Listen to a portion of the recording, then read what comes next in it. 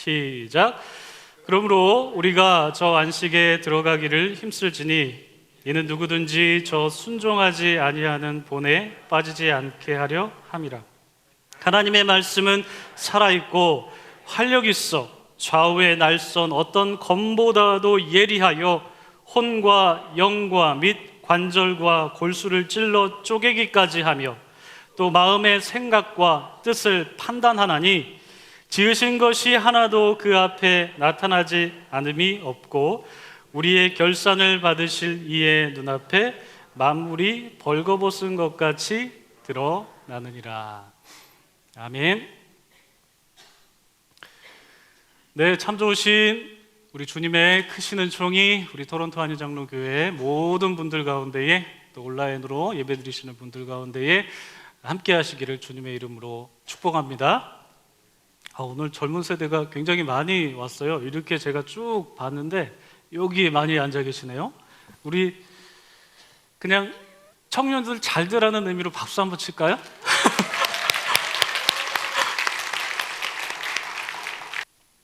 오랜만에 주일 설교를 전하는 것 같습니다. 그렇죠? 한 5주 정도 된 것 같아요. 제가 5주 전에 설교한 게 그거죠. 교회란 무엇인가? 저도 이렇게 헷갈리는데 여러분들은 얼마나 기억이 안 나시겠습니까? 교회란 무엇인가? 라는 제목으로 한 시리즈 설교를 좀 했었습니다. 그런데 그 이후에 신한주 목사님께서 예수님은 성경을 어떻게 읽으셨을까라는 제목으로 설교를 4주 동안 이렇게 전해주셨죠. 그래서 교회란 무엇인가는 아주 보기 좋게 싹 묻혔습니다. 제가 묻힐 줄 알았어요. 이게 다 저의 계획이었는데 모르셨죠? 다 묻혔습니다. 기억이 안 나요, 그죠? 원래 시리즈 설교는 이렇게 일정 기간을 정해두고 거기에만 집중할 수 있도록 이렇게 막 매주마다 이렇게 하는 게 시리즈 설교거든요. 보통 이제 그렇게 하는데 저는 이제 설교할 수 있는 시간이 이렇게 띄엄띄엄, 뭐 신목사님도 마찬가지시겠지만 띄엄띄엄 이렇게 있다 보니까 이제 시리즈 설교하기에는 보편적으로는 좋지 않은 모양입니다. 그럼에도 불구하고 제가 시리즈 설교를 이렇게 전해드리면 좋겠다라는 생각이 든 것은 여러분들이 지금처럼 잊을만 하시면 제가 다시 한번 이렇게 말씀드려서 생각나게 해드리고 여러분들이 잊을만 하시면 제가 한번 툭 또 튀어나와가지고 말씀드리면서 잠재되어 있는 기억을 이렇게 한번 꺼내드리려고 일부러 그렇게 띄엄띄엄 있지만 그럼에도 불구하고 시리즈 설교를 했습니다. 이 정도면 포장을 좀 잘한 것 같네요. 그래서 제가 이 시리즈 설교, 제가 전해드리는 시리즈 설교의 이름을 한번 정해봤는데요. 다름은 아니고 첫사랑 설교라고 한번 정해봤습니다. 왜냐하면 첫사랑이 그렇잖아요. 잊을만 하면 생각나고 잊을만 하면 생각나니까 제 설교 제목을 그냥 첫사랑 설교라고 정하면 아주 좋겠다라는 생각이 들어서 첫사랑 설교를 다음 주에 하도록 하겠습니다. 한 주 더 잊어주세요. 오늘은 무슨 주일이죠, 여러분? 광복절 78주년을 기념하는 광복절 기념주일로 우리가 예배를 드리고 있습니다. 여러분 혹시 이 영화 아십니까? 말모이라는 영화입니다. 이 영화는 2019년 1월에 한국에서 개봉한 영화인데요. 이 영화의 시대적 배경이 바로 일제 강점기를 다루고 있습니다. 이 말모이라는 것이 무엇이냐면요, 우리의 말을 모은다라는 그런 의미가 있습니다. 이 영화의 주제는 바로 일제 강점기 때 우리나라의 말을 모으고 지키려고 했던 사람들의 이야기가 실려 있습니다. 민중들의 이야기도 실려 있고 그리고 조선어학회의 이야기가 중점적으로 실려 있습니다. 여러분 기회가 되시면 한번 이번 기간에 한번 보시면 좋을 것 같습니다. 일찍이 우리나라가 일제에 의해서 국권이 피탈되기 전에 여러분들 잘 아시는 국어학자이신 주시경 선생님께서 학생들에게 수업을 하시면서 이런 말씀을 하셨다고 합니다. 일본은 우리나라의 근본을 무너뜨리려고 할 것이다. 그 근본 중에서 가장 중요한 것이 바로 문화인데 그 문화를 지탱하는 것이 바로 언어이다 라는 말씀을 남기셨습니다. 주시경 선생님께서 이렇게 일제가 침략해서 우리의 언어가 무너지겠다라는 위기감이 드셔서 이 국어를 지켜야겠다라는 생각을 하셨지만 안타깝게도 주시경 선생님께서는 일제강점기 때 소천하셨죠. 그 주시경 선생님의 뒤를 이어서 우리나라의 말을 지키고 모으고 보존하고 가르치자라고 했던 주시경 선생님의 후예가 있는데 그 후예가 바로 조선어 학회입니다. 그 조선어 학회 회원 중에 한 분이셨던 고 이긍로 선생님께서 이런 말씀을 남기셨다고 해요. 같이 한번 읽어볼까요? 시작. 말은 민족의 정신이요 글은 민족의 생명이다. 말은 민족의 정신이고 글은 민족의 생명이다. 말이 민족의 정신이기 때문에 일본은 우리 말을 없애려고 했습니다. 우리의 정신을 아예 없애버리려고 했던 것이죠. 글이 민족의 생명이기 때문에 일본은 우리의 글을 아예 못 쓰게 했습니다. 학교에서도 조선말 못하게 했고 이름도 창씨 개명을 했죠. 조선 이름에서 일본 이름, 한국어로 된 이름에서 이제 일본 이름으로 바꾸었습니다. 일본이 그렇게 한 이유는 우리 민족의 정신과 생명을 무너뜨리기 하기 위해서 그렇게 한 것이죠. 그래서 우리가 우리의 말을 한다라는 것, 우리가 우리의 글을 사용한다라는 것의 의미가 무엇이냐면 우리나라의 정신이 살아있다라는 의미가 여기에는 담겨 있고 우리나라의 생명이 살아있다라는 것이 바로 이 말과 글 속에 담겨 있는 의미입니다. 말은 곧 정신이고 글은 곧 생명이기 때문에. 여러분, 그런데 성경에서는 이 말이라는 것, 글이라는 것을 어떻게 말씀하고 있을까요? 우리 성경 한 구절 찾아보겠습니다.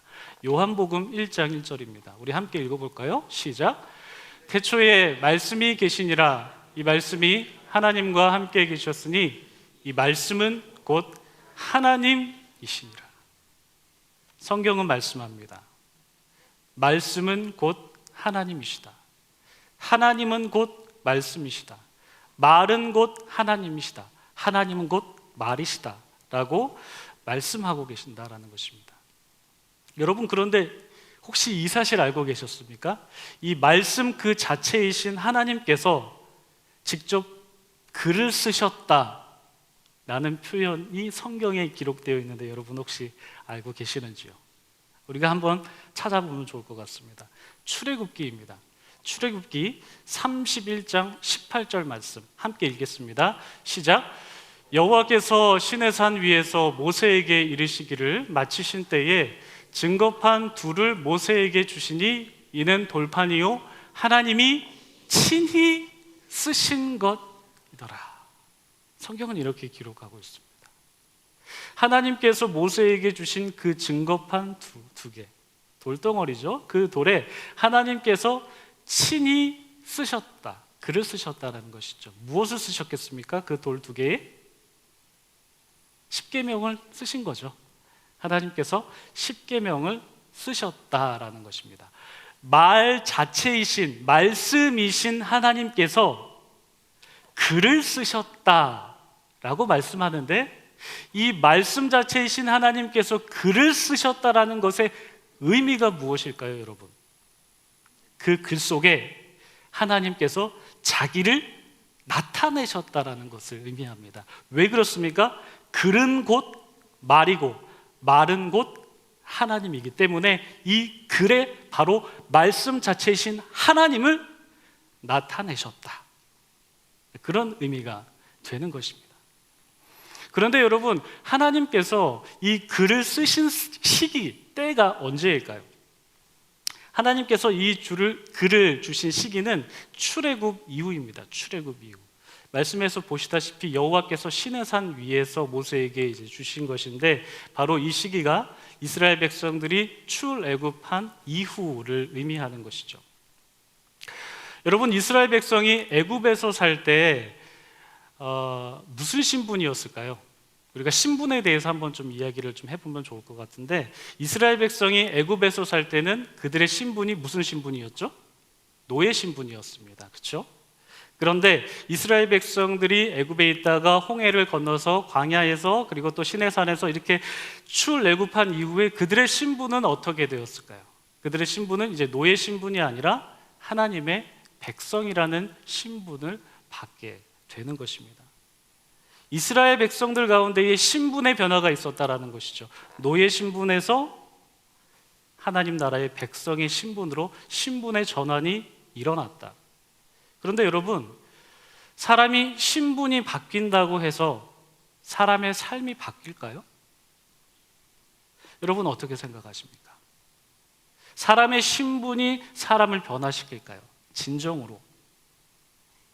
여러분들께서 잘 아시는 왕자와 거지 이야기 다들 아시죠? 16세기 영국에서 한날 한시에 똑같이 생긴 두 사람이 태어났습니다. 그런데 두 사람의 신분은 전혀 다르죠? 한 사람은 왕자로 태어났고 한 사람은 거지로 태어났습니다. 그런데 어느 날 이 두 사람의 신분이 바뀌는 것이죠. 왕자였던 사람은 거지로, 거지였던 사람은 왕자로, 이 둘의 신분이 바뀌었습니다. 그런데 이 둘의 신분이 바뀌었다고 하더라도 이 둘의 삶의 내용이 바뀌었을까요? 신분이 바뀌자마자 그들의 삶이 바뀌었을까요? 그러지 않죠. 왕자였던 거지의 신분을 가진 사람은 똑같이 이제 거지처럼 살아야 되는데, 똑같이 왕궁에서 살았던 것처럼 밥 먹을 때 칼질하려고 하고 그렇게 하죠. 또 반대로 왕자가 된 거지는 이제 왕자로서의 삶을 살아가야 되는데 밥 먹을 때 예전 습관이 나온다라는 것입니다. 막 칼로 썰어 먹어야 되는데 손으로 막 주워 먹기도 하고, 침대에서 자야 되는데 바닥이 너무 편해가지고 그냥 바닥에서 자기도 하고, 그런 예전의 삶의 모습을 그대로 유지하고 있다라는 것을 이 동화에서 우리는 볼 수가 있습니다. 신분이 바뀐다고 하더라도, 이스라엘 백성이 노예 신분에서 백성의 신분으로 바뀌었다고 하더라도 그들의 삶도 마찬가지로 이 왕자와 거지처럼 바뀌지 않았다라는 것을 우리가 성경 말씀을 통해서도 확인해 볼 수가 있습니다. 여러분, 우리가 민수기 말씀 한번 보기를 원하는데요. 민수기 10장 11절 말씀을 우리가 한번 보겠습니다. 화면으로도 준비가 되어 있습니다. 제가 읽어드리도록 하겠습니다. 민수기 10장 11절. 둘째 해 둘째 달 20날에 구름이 증거의 성막에 떠올랐다. 성경에서는 저희 괄호에 있는 내용이 없고 그냥 둘째 해 둘째 달이라고 되어 있는데, 이 둘째 해 둘째 달이라는 것은 출애굽 후 둘째 해 둘째 달이라는 의미입니다. 그러니까 출애굽한 지 지금 몇 년이 지났을까요? 1년이 지난 것입니다. 1년이 지나고 둘째 해가 왔고 둘째 달이 됐고 20일이 됐다라고 성경은 기록하고 있죠. 그런데 이들이 출애굽을 해서 이제 신분이 바뀐 지가 이제 1년이 되었는데 그들의 삶이 바뀌었을까? 그렇지 않다라는 것을 민수기 11장 5절에서 찾아볼 수가 있습니다. 같이 한번 읽어볼까요? 시작. 우리가 애굽에 있을 때에는 값없이 생선과 오이와 참외와 부추와 파와 마늘들을 먹은 것이 생각났다. 이들이 생각하는 것은 여전히 애굽에 있었을 때의 삶의 모습들을 생각했다라는 것입니다. 우리가 애굽에 있었을 때 값없이, 노예니까 값없이 생선도 먹고 오이도 먹고 참외도 먹고 부추도 먹고 파도 먹고 마늘들 먹고 파, 마늘 뭐 곰도 아닌데 이렇게 파, 마늘 이렇게 생각나는지 모르겠어요. 네, 이런 것들이 이제 생각났다라는 것입니다. 애굽에 있었을 때의 그런 삶의 모습들이 생각났다라는 것이죠. 출애굽한 지 1년이 지나고 둘째 해가 되었음에도 불구하고 그들은 여전히 애굽을 그리워하고 있다라는 것을 성경은 말씀하고 있습니다. 그런데 이 1년뿐만일까요? 그렇지 않습니다. 여러분, 이사야 말씀 한번 보도록 하겠습니다. 이사야 31장 1절 말씀 우리 함께 보시겠습니다. 시작. 도움을 구하러 애굽으로 내려가는 자들은 화 있을진저 그들은 말을 의지하며 병거의 많음과 마병의 심히 강함을 의지하고 이스라엘의 거룩하신 이를 앙모하지 아니하며 여호와를 구하지 않는다. 이스라엘 백성들이 출애굽하고 약 800년이 지난 이후에 했던 이사야 선지자의 말입니다. 노예 신분에서 이제 800년이 지났습니다. 그럼에도 불구하고 이스라엘 백성들은 여전히 무엇을 의지할까요? 애굽을 의지하고 있다는 것이죠. 800년이 지났습니다. 여러분, 그 800년 동안 이스라엘이 얼마나 많이 바뀌었습니까? 그 중에 하나가 바로 체제가 바뀌었습니다. 체제가. 그렇다면 이 체제가 사람을 변화시키느냐? 그렇지 않다라는 것을 지금 말씀하고 있죠. 여러분, 이스라엘 백성들이 출애굽해서 가나안 땅을 정탐하고 또 정복했죠. 땅 분배를 했습니다. 그 이후에 어떤 시대가 열렸죠? 청년들, 왕정시대 전에요. 네, 사사시대. 잘했어요. 예, 뭐였죠? 땅 정복하고 땅 분배하고 그 다음에 사사시대가 열리게 됐고 그 다음에 바로 왕정시대가 열리게 됐어요. 체제가 이렇게 바뀌었습니다. 체제가 바뀌었음에도 불구하고 이스라엘 백성들의 생각과 이 마음은 여전히 애굽을 의지하고 있다는 것을 우리가 성경 말씀을 통해서 확인해 보았습니다. 신분의 변화도 사람을 바꾸지 못하고 체제의 변화, 구조의 변화죠. 구조의 변화도 사람을 바꾸지 못한다. 사람이 바꾸는 것이 무엇일까요? 정신입니다. 근데 이 정신이 바로 무엇입니까? 말입니다. 말씀이 사람을 변화시킨다라는 것입니다. 말씀이 우리 안에, 마음속에, 우리 머릿속에 있는 그 말씀이 사람을 변화시킨다. 말씀은 하나님이시기 때문에 그렇다라는 것이죠. 여러분, 오늘 본문 우리 함께 읽어보도록 하겠습니다. 함께 읽어보도록 하겠습니다. 시작.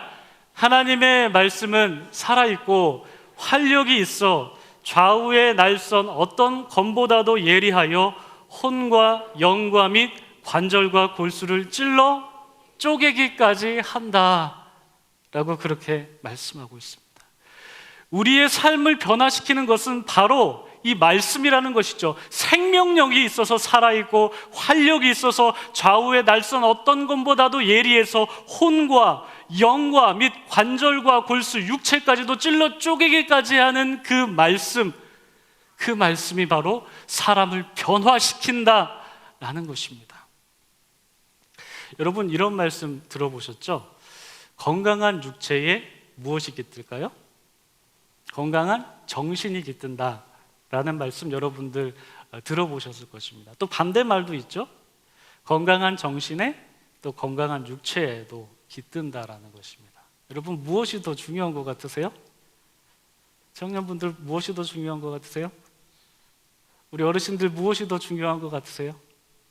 제가 맨날 청년들만 이렇게 뭐라고 해가지고 무엇이 더 중요한 것 같으십니까? 두 개 다 중요하죠, 그렇죠?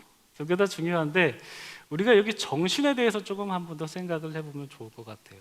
여러분, 이런 이야기가 있습니다. 에밀 쿠에라는 사람이 있어요. 프랑스 사람인데요. 약사이기도 하고 그리고 심리치료사이기도 합니다. 이 에밀 쿠에가 약사로 근무했던 어느 날에 아주 절친한 친구가 한밤중에 이 에밀을 찾아와서 약을 달라고. 근데 약을 달라고 하는데 처방전 없이 약을 달라고 그렇게 막 떼를 썼습니다. 그런데 처방전 없이 이제 약을 줄 수가 없으니까 이 에밀이 안 된다라고 만류했지만 계속해서 이렇게 구애를 하니까 하는 수 없이 이 에밀이 약을 주었는데 이 약이 어떤 약이냐면 그 친구가 걸린 병을 낫게 하는 약이 아니라 그냥 포도당 성분이 들어있는 그 약을 이 친구에게 줬다라는 것이죠. 그래서 주면서 이런 얘기를 했다고 합니다. 일단 먹어보면은 일단 증상은 좋아질 거야. 좋아지는데 근데 혹시 모르니까 내일 한번 병원 가봐라고 말씀을 그렇게 드렸다고 해요. 친구한테 했다고 합니다. 근데 이제 세월이 지나고 이 두 에밀하고 친구가 이제 만나게 됐습니다. 만나게 되는데 오랜만에 만나서 얼마나 반가웠겠습니까? 그런데 이 친구가 에밀을 보자마자 막 화색하면서 이렇게 너무 고맙다고 하는 거예요. 너가 준 약 때문에 그거 먹고 내 병이 그냥 싹 다 나았다고 그렇게 말을 하더라는 것입니다. 그 병하고 직접적인 관련이 없는 약이었는데 그 약을 먹고 그 친구의 병이 나았다라는 이 말을 듣고 에밀이 이런 생각을 했습니다. 이 병을 낫게 하는 것은 이 병에 잘 듣는 약도 도움을 주겠지만 그것보다 더 중요한 게 있다면 이것도 중요하겠구나. 약에 대한 믿음과 약사에 대한 믿음, 그 정신이 병을 낫게 하는구나라는 것을 발견했다고 합니다. 그래서 이런 말이 생겼죠. 무슨 효과요? 플라시보 효과가 생겼습니다. 위약 효과라고 하죠. 거짓 위자를 써가지고 그 병과 직접적인 관련이 없는 약임에도 불구하고 그것을 먹으면 이 정신적인, 심리적인 것 때문에 병이 낫게 된다라는 것입니다. 그래서 건강한 정신에 건강한 육체가 깃든다라는 것도 맞습니다. 육체를 지배하는 것, 이 육체를 지배하는 것이 곧 정신이고 이 정신이라는 것은 말이고 하나님의 말씀이다라는 것이죠. 그래서 이 말씀은 여기 기록된 것처럼 살아있고 활력이 있어서 좌우의 날선 어떤 검보다도 예리하고 혼과 영과 및 관절과 골수를 찔러 쪼개기까지 하고 또 그 다음 말씀을 보시면요 이렇게 되어 있습니다. 우리 함께 읽어보도록 하겠습니다. 시작. 또 마음의 생각과 뜻을 판단하나니 지으신 것이 하나도 그 앞에 나타나지 않음이 없고 우리의 결산을 받으실 이의 눈앞에 만물이 벌거벗은 것 같이 드러나느니라. 말씀이신 하나님 앞에 우리의 마음과 우리의 생각과 우리의 삶의 모든 것이 다 드러나게 되어 있다라고 말씀하고 있습니다. 말씀은 우리의 삶의 모든 것, 우리의 생각의 모든 것, 이 모든 것을 다 드러내는 만큼 그렇게 힘이 있다. 만물의 모든 것을 다 드러낼 만큼 그렇게 놀라운 힘이 있다라고 이 히브리서 저자는 선포하고 있다라는 것입니다. 말씀이신 하나님 앞에 우리의 생각과 우리의 마음과 우리의 삶의 모든 것, 이것이 다 드러나게 되어 있다. 그만큼 말씀이 힘이 있다. 말씀이 사람을 변화시킨다라는 것입니다. 그래서 오늘 설교 제목을 이렇게 한번 정해봤습니다. 우리 같이 한번 읽어보도록 할까요? 시작. 말씀, 진정한 변화를 가능하게 하는 힘. 여러분, 이제 말씀을 마치면서 우리가 초두에 나누었던 그 조선어학회의 이긍로 선생님의 말씀을 다시 한 번 더 생각해 봤으면 좋겠습니다. 말은 민족의 정신이고 글은 민족의 생명이다. 그렇다면 하나님의 말씀을 믿는 우리의 정신은 무엇이냐? 바로 말씀이다라는 것이죠.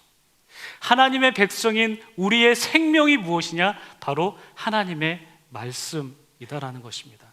신분이 사람을 바뀌지 못하고 구조가 사람을 바꾸는 것이 아니라 그 말씀이 사람을 변화시킨다.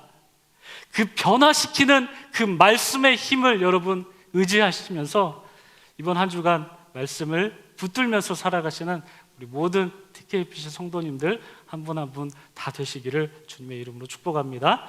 기도하겠습니다. 하나님 아버지, 은혜를 감사드립니다.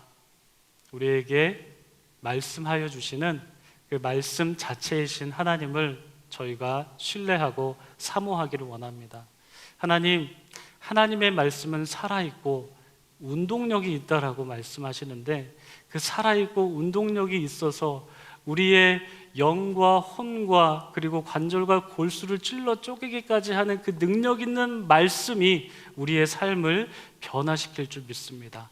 우리의 삶을 변화시키는 그 말씀을 신뢰하면서 이번 한 주간 살아갈 수 있는 우리 모두가 될 수 있도록 주님 우리 가운데에 말씀하실 때에 그 말씀을 경청할 수 있도록 도와주시옵소서.